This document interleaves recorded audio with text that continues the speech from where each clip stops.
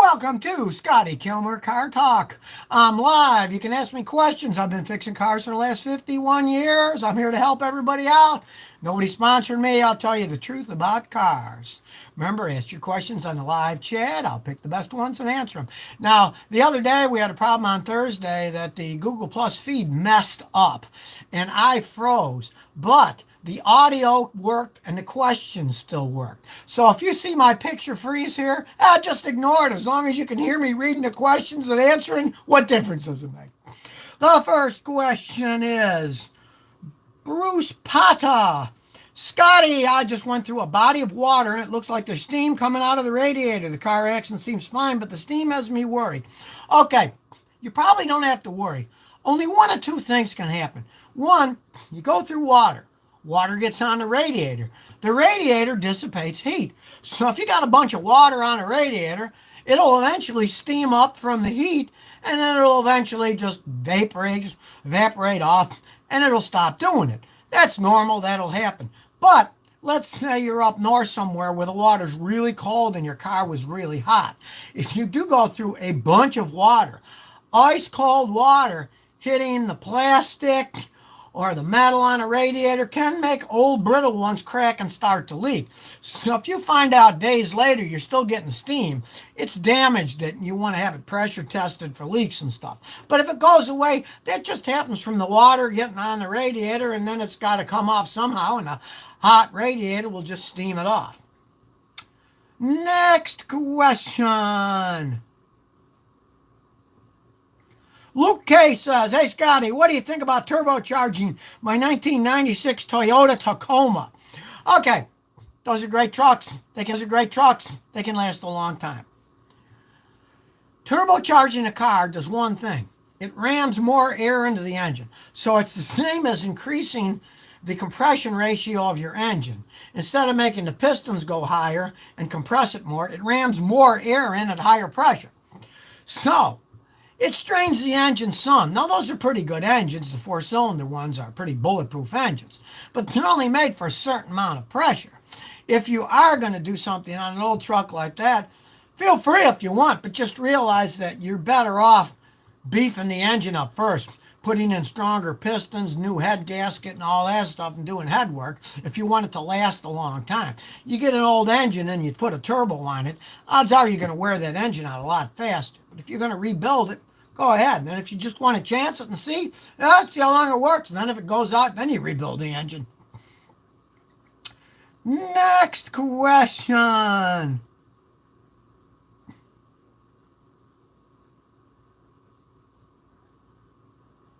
Sergio Cariotti says, Scotty, what do you think of buying an '02 Ford Escape Midnight Edition for $9,000 with $105,000? The lady bought it new and only did $5,000 a year and did all the service on it. Okay, I'm assuming you mean 105,000 kilometers. Because if you mean miles, $9,000 is too much for a 17-year-old Ford with 105,000 miles. I would not pay that much money. I would pay a lot less. If it's kilometers, it's okay, not a great deal. But if it's mileage, I would pay a lot less than that. It's a lot of miles for a 17-year-old car to pay that kind of money for. I mean, if you could get it for $3 or $4 grand less, it'd be okay, but I wouldn't pay that much if it's 105,000 miles. Next question. Greg says, Scotty, why do I see cars dripping gas out of the exhaust? What's the problem? Okay, if you have actual gas driven out of the exhaust and you smell gasoline, something is wrong. The fuel injectors are leaking, or the MAF sensor's wrong and it's putting too much gas in the engine, or the ignition system's not working. But realize all cars at some point in time will drip water out of your exhaust, because when you burn gasoline, which is nothing but hydrogen and carbon, and you burn it in Earth's atmosphere, one of the byproducts is H2O, water vapor. And they all drip a little bit of water out. That's normal for any car. So if you do see them dripping, put your finger in the drip. And if it's just water, that's normal. If it's gasoline, you got a problem. But if it's water, that's totally normal. Next question.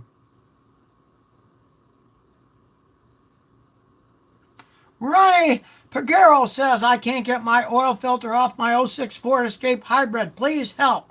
Okay, if oil filters get stuck, the main reason they get stuck is some fool put it on wrong. When you take off an oil filter, on top of it, there's a rubber gasket. The new one, you have to put clean engine oil on that gasket. That makes it stay on, and then it will come off because it's a lubrication. Some fools will put a dry one on, a new filter, just dry. You can get it on, but then it won't come off. Somebody probably did that. If they did, you have to get an oil filter wrench that fits perfectly on there. Then get a long cheater bar like I do that fits on that socket and pull on it. You can always get them off with a long cheater bar. Now, if you don't want to buy the tools and it's stuck, here's a trick I've done years ago. I got a long screwdriver. You can get long screwdrivers anywhere. And you just get a sledgehammer and a long screwdriver and you ram a hole through both sides of the oil filter. Then you turn that giant screwdriver and it'll get it off. It'll make a mess, but it'll get it off because you'll have the giant screwdriver going through both sides and you can pry it off. I've done that on a lot of ones that are really stuck if I don't have a tool that fits on them right. Next question.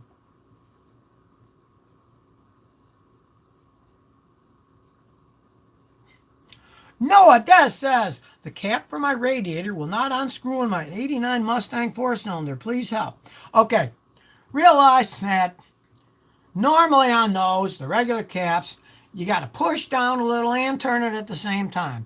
If it's really stuck, I have a giant pair of pliers that are like this long. You can get them online for $20.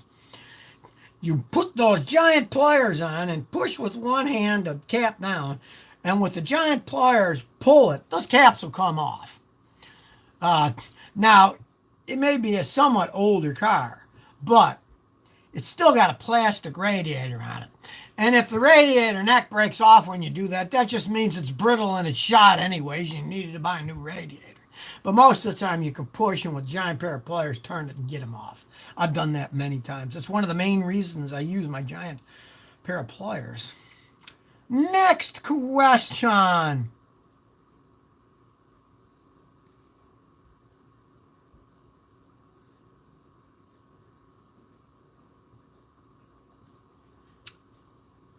Nick 0145 Garage says, hey Scotty, I got a 1988 22R Toyota pickup. I'm thinking about switching from the manual 4-speed to a 5-speed and switching the rear gear to have the same cruising but more torque. Your thoughts? Well, it's a good idea. It's an interesting idea. You're going to spend a serious amount of money doing all that stuff. But yes, it's a better design, you know. The only reason they had less gears in that particular differential was because it's cheaper to make them that way, you know. More gears are better for more torque and more power and better gas mileage. So if you want to spend that kind of money, go right ahead. Those things can last forever if you take care of them, you know. There's nothing wrong with doing that. It's just you got to decide where you're going to get the 6-speed transmission. Make sure it's a good one. Where you're going to get a differential for. Make sure it's a good one. Because if you're just doing potluck from a junkyard, who knows what kind of shape they're in. I used to do that with customers, buy junkyard trannies and rear ends, and I stopped doing it years ago because I got too many bad ones, and I can't guarantee a junkyard part, so I stopped doing it myself for customers' cars. Next question. Freddie Hollingsworth said, when was the last time you saw a GM diesel car? Oh man, it was decades ago. If you remember, they made the grave mistake of changing their 350 V8 gasoline engine into a diesel engine. And it was one of the most half-assed things ever done. And almost all those engines broke down way too early. If you make a diesel engine, you got to make it from scratch. You don't decide, oh, well, here's our gasoline V8. Let's convert it to a diesel V8. There was a massive failure. They had a bunch of lawsuits against them for it. I had customers with them, and they basically fell apart when they got to be 6, 7 years old. They were junk. You could pick them up for nothing. Everybody knew they were junk. But the poor people that bought them brand new, they all got screwed over. Next question.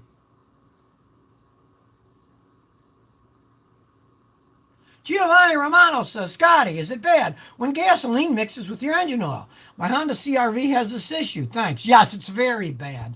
It means that there's something going wrong, that you're getting either too much fuel into the engine that's not burning, or a worst case scenario, your head gasket's starting to blow, and it's mixing because the head gasket's starting to blow. The first thing you want to do is watch my video, How to Tell If Your Head Gasket's Blown. Check it out. And if it's blown, then you got to put a head gasket in or get rid of the vehicle. If it isn't, then find out what's doing it. Because when you dilute the engine oil with gasoline, it doesn't lubricate right. It'll ruin the engine bearings. It'll wear the pistons out. It'll wear the valve train out. It'll do all kinds of damage. It's a very bad thing. You want to fix it. Find out what the problem is. You don't want to drive it a long way that way. Next question.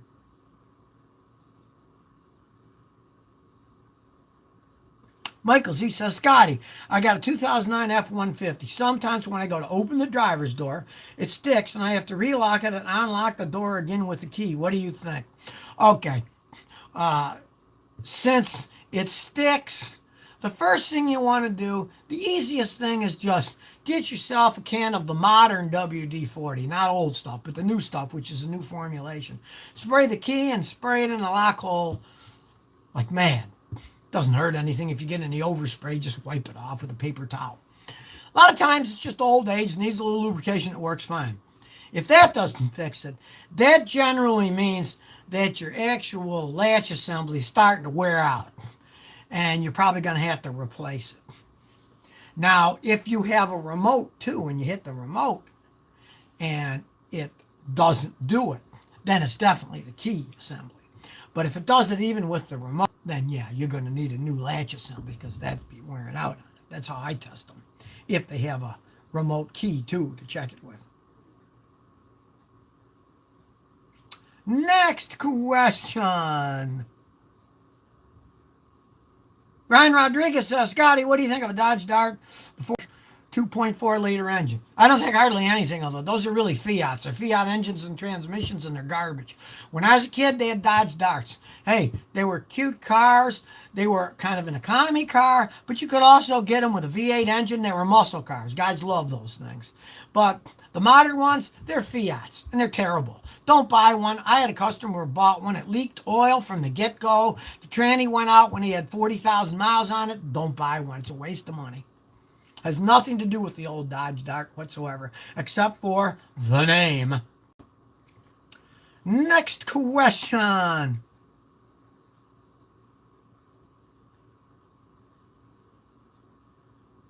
The Mass 322 says, Scotty, I have a Nissan Maxima 2013. When should I change the CVT oil? And when should I change the timing chain? Okay, the CVT oil, those have one of the weakest CVT transmissions out there. I would change that. I don't care what anybody says. I would religiously change it every 30 or 40,000 miles. Definitely do that. Now, the timing chain, theoretically, they can last forever if you change your oil all the time and they get lubrication. But if you start to hear a rattling noise, or if you have somebody put it runs poorly, somebody puts a timing light on it, checks the time, it says the timing's all off because the chain is stretched, then you want to change it then. But for keeping those chains lasting, the only thing you have to do is change the engine oil and filter a lot. So don't listen to any of the garbage that people give you. With that engine, I would religiously change the engine oil and filter. And I change it every 5,000 or 6,000 miles, period. And that will keep the chain from wearing. The problem is a lot of these guys leave this nonsense of changing the oil every 10 or 15,000 miles with synthetic oil. It'll get dirty and it'll wear things more. Oil is cheap, engines are expensive. Next question.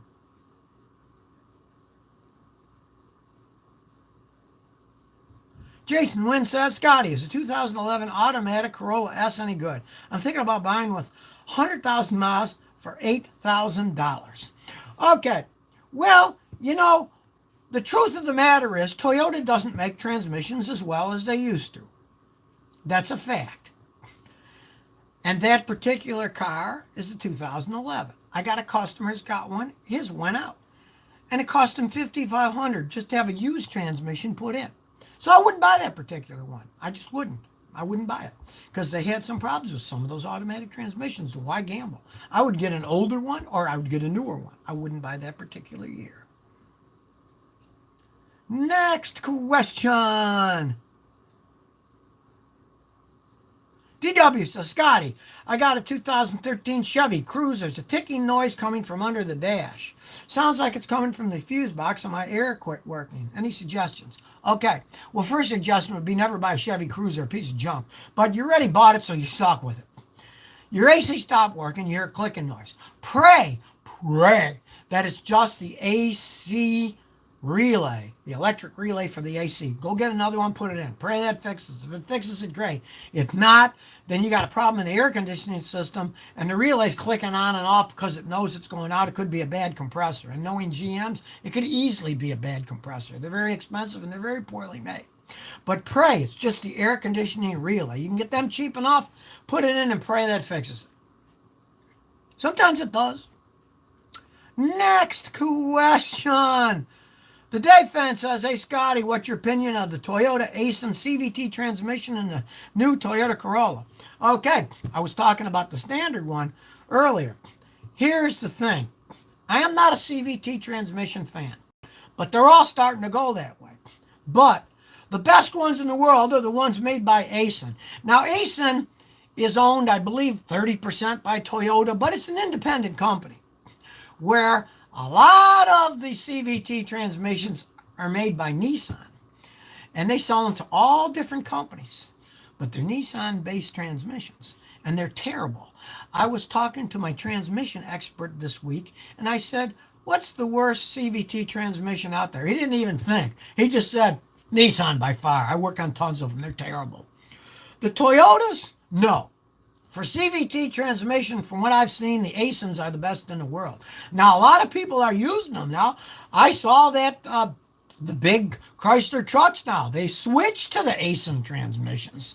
They're not using the Allisons anymore. They're using the Aisins. So the Aisins are pretty good transmissions. I personally just don't like CVT transmissions, but I can see a foreseeable future that that's the only thing that they're going to have available is either the CVTs or a standard transmission. And if it was me, I would then get a standard transmission. But I'll keep driving my old Toyotas that have, 4 and 5 speed automatics. I'll be driving them 30 years from now. Who knows how they work so well? I'm not going to buy another car. Next question.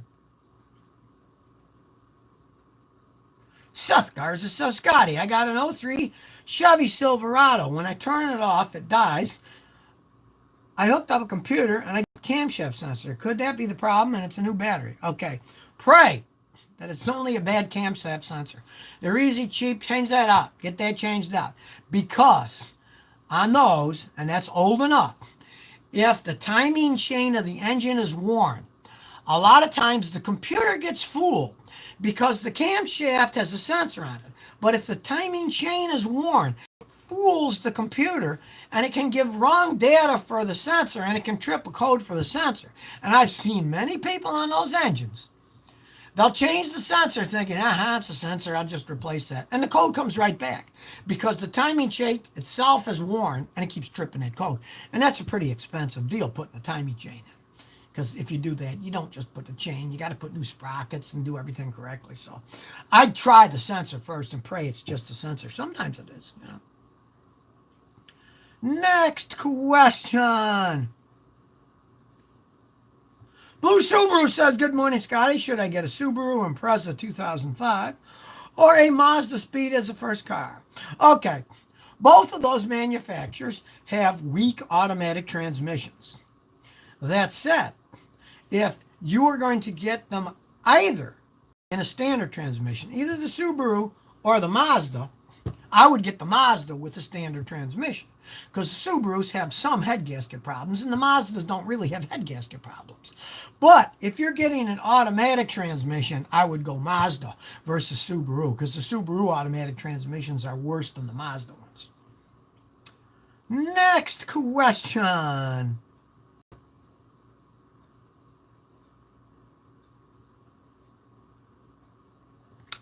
David MTZ says, 90s Buick Roadmasters do they make great cars? Okay, well, They were pretty good cars back then. I had a customer who had 350,000 miles on one of those. If you take care of it and drive it conservatively, they can last a long time. What would eat up a bunch of those, when those first came out, I had customers with them who were happy, but I had some customers that didn't like it. And the problem was, the engines were really strong, but they were stronger than the transmissions. Now, if you're a grandma or grandpa and drove them conservatively, it didn't matter because you don't strain the transmission. But I had customers that bought those and they drove the heck out of them. And they all burnt the transmissions out. Some of them even broke the flywheels on them because they were spot welded. But if you drive them conservatively, yeah, they can be great cars, but you don't think it's a race car. The engines are pretty strong. And if you really pushed them, you'd burn the transmissions out. Next question.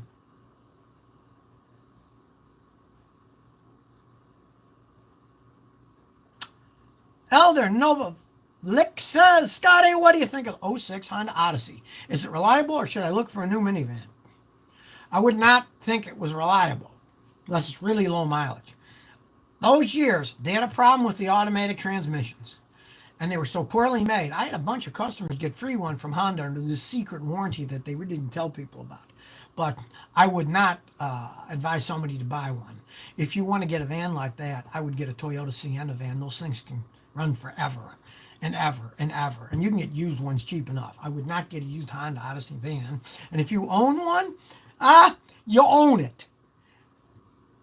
You're not going to get much for it. It's 13 years old. So unless you can sell it for a reasonable amount of money, I'd just say, in that case, drive it until the wheels fall off and get another van. Because you never know. You never know when something's going to go out. I always tell people, be logical when you have a vehicle. If you see it might have problems, see what you can get for it. But if somebody's going to offer $3,000 for it, heck, just drive until the wheel falls off. What's the point? You never know. Sometimes they can still go a few years. Next question. Meme Right says, should I buy a 1977 Spitfire with 44,000 miles? Okay, a 77 Spitfire was probably one of the worst cars the English ever made. And guys like them because they're cute and all this stuff. But they were so cheaply made, and that was right before pretty much they went bankrupt and stopped making cars. But if it's only got 44,000 miles on it, and you can get it cheap enough, and you want a toy, there's nothing wrong with buying a toy and playing around with it. But don't think you can drive that as an everyday driver. It would be a toy. You can still get parts for them and stuff, but don't pay much. It's worth nothing. It's not a real collector's items. They made a bunch of them, and they were really poorly made cars. I mean, even in 77, if it's an American model, it had to have catalytic converters, and it didn't jive with the dual carburetors they put on them. I mean, they were absolute disasters to work on. I used to work on quite a few of them. Next question.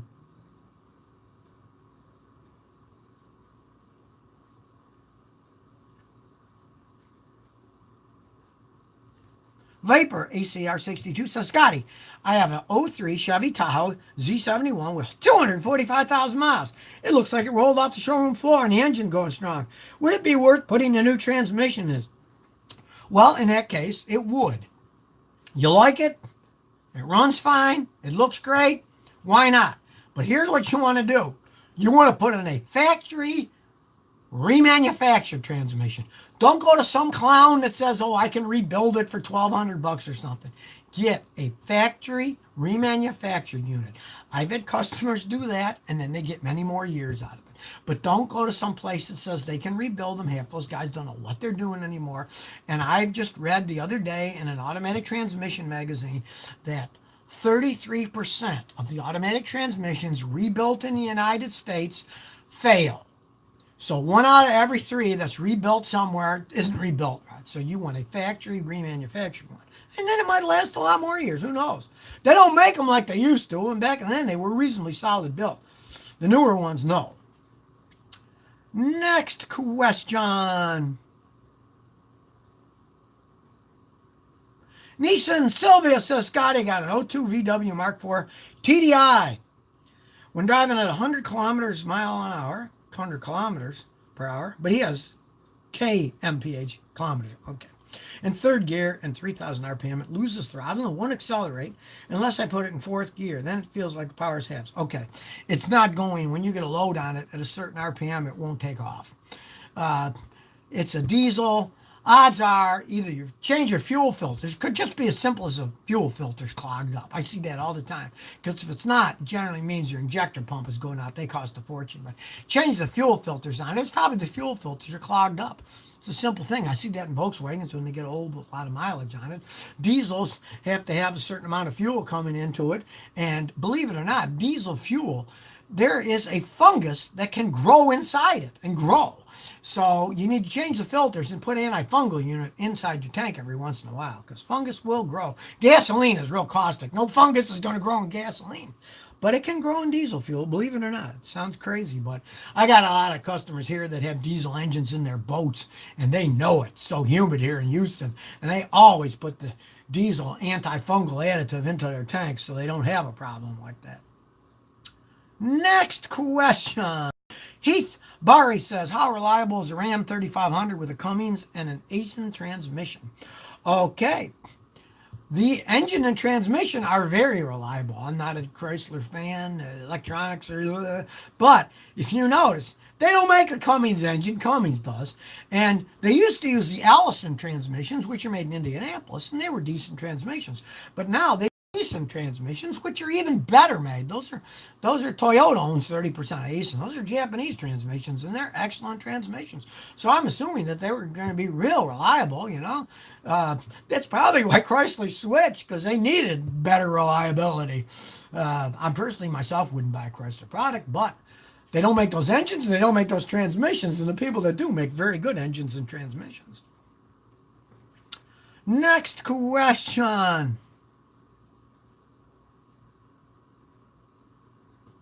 Angel H says, what do you think of an '06 Mitsubishi Eclipse GT? I have one with 70,000 miles with an automatic transmission. Well, I'm not a fan of the automatic transmissions, but, you got a vehicle that's 13 years old and it only has 70,000 miles. You can try to just take care of it, change the oil, change the filter. Don't, ever overheat the engine. You never know how long it can last. You got it? Keep driving it. And they are fun cars to drive. There's no arguing that. They're little zippy little cars. Just keep taking care of it, And if something like the automatic transmission goes bad, then you basically get rid of it because it would cost 2-3 times what the value of the car is to put one in. But baby, you never know. I've had customers Mitsubishis get 150, 160, and they're still running okay. So why not? They are fun to drive when they're running. Next question. EK Film says, Scotty, what are your thoughts on the Vortec V6 that GM used from 85 to 2014? My only personal experience was in a 99 Chevy Blazer. I didn't like them. They didn't put on enough horsepower in that Vortex system. Had a lot of problems with the plastic cracking and leaking from cheap construction materials. I'm not a fan of them. I mean, I had some little old lady and little old men that had them in their pickup trucks, and they never went over 55 miles an hour, and they were happy with them. They didn't put much mileage on it. But as a serious truck, you want to get at least a 350 V8 in one of those things. The sixes didn't have enough power in them. And they didn't hold up over time. A lot of them would blow head gaskets and burn oil and stuff. Next question. Anthony Sidus says, Scotty, what's a better manual transmission car? A 2013 Honda Civic or a 2015 Mazda 3? Well, the Civic will last longer. There's no arguing that. The Mazda, it's a lot better than the automatic Mazda, and they're fun to drive around in, But if you're talking about long life, and if you're, say, a kid that wants to soup it up, definitely go to Honda, because the Honda's got all kinds of soup-up kits, and Honda makes a strong engine. You can beef up a Honda with a lot more horsepower than you can an engine. You put extra horsepower in that Mazda engine, it's going to blow, but the Honda engine can take it. It's a better-made engine than the Mazdas if you're looking for long life or adding more horsepower. Next question. BW Wrenchy says, Scotty, where did you get those cat pillows? Okay, Singapore, but I didn't go there. My daughter-in-law's from Singapore. They go there every couple of years. And they brought us a couple of them. My wife hates them. She says, the cat's looking at me, the cat's looking at me. And after I do the show, I have to turn it around so the face isn't facing out. And it freaks our cat out too, but I love them. I love those cat pillows. And I got it from my daughter-in-law. She gave us two of them. They're cute pillows, and I like them, even though my wife says it scares the heck out of her, especially at night. Well, that's it for this week. Remember, every day of the week I put up a couple of videos, so subscribe to the Scotty Kilmer channel. And don't forget to click on the bell so you get notified of all the new ones. And I'm here every Saturday at 10 a.m. Central Standard Time on YouTube Live, answering your questions, and Thursdays at 1 p.m. Central Standard Time. So you got questions? Ask me here on YouTube Live then. I'll catch you next week.